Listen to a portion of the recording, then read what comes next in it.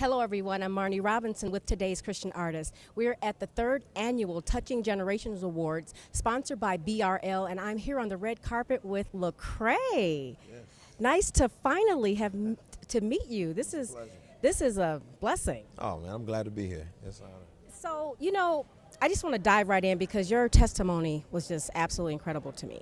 And I think it's just very appropriate for the occasion tonight that you can just touch so many young people and tell them about your story. I mean, I got a chance to watch your testimony online. Yeah.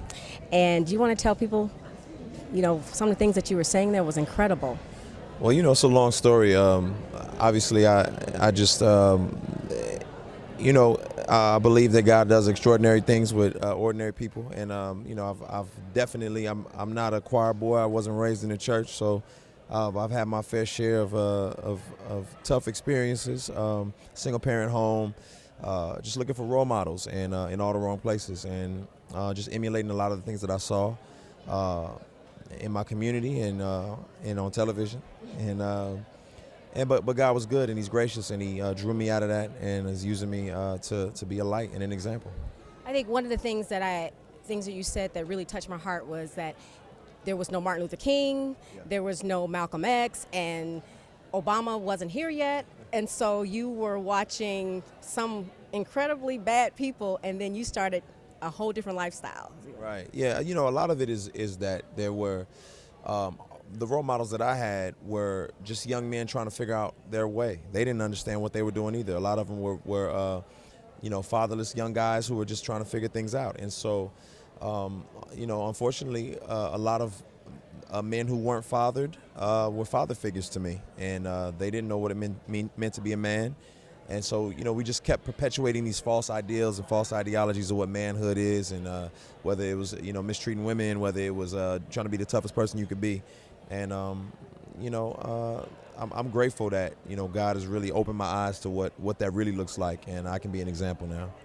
Now, what was the turning point, though? Because you started singing, you were a rapper anyway, right? You just had this, you loved it. Yeah. And your grandmother used to keep you from it. Right. You used to hide.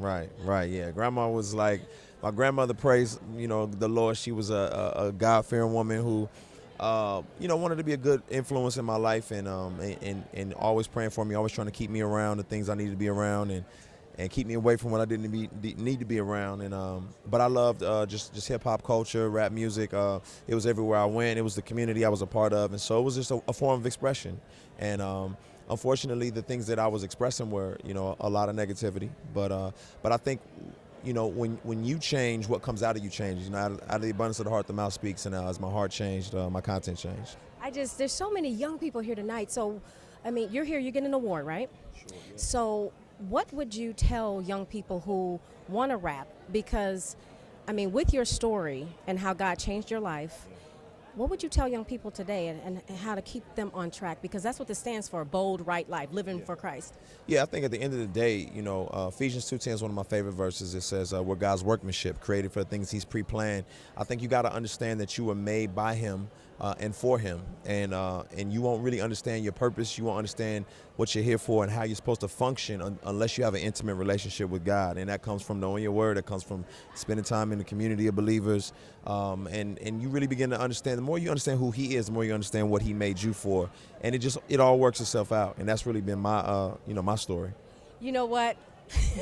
This is funny because as tall as you are, everybody assumes that you played basketball. And I was looking at you like, he has to have played. But I tried. I definitely tried to play. But, I got caught up doing silly stuff and didn't work on my jump shot enough. That's cool. Last question for you. Now, you have an organization, a not-for-profit? Yeah. What, you want to tell everyone about the organization? Yeah, we started an organization called Reach Life, and it basically did curriculum for, the urban context. And so we developed a lot of curriculum. We made, some short films and stuff like that really just reached out to urban demographic. And now we're actually in the process of starting our first school. So we want to get a school started by 2015. And so it's a big challenge to take on, but I'm excited about it.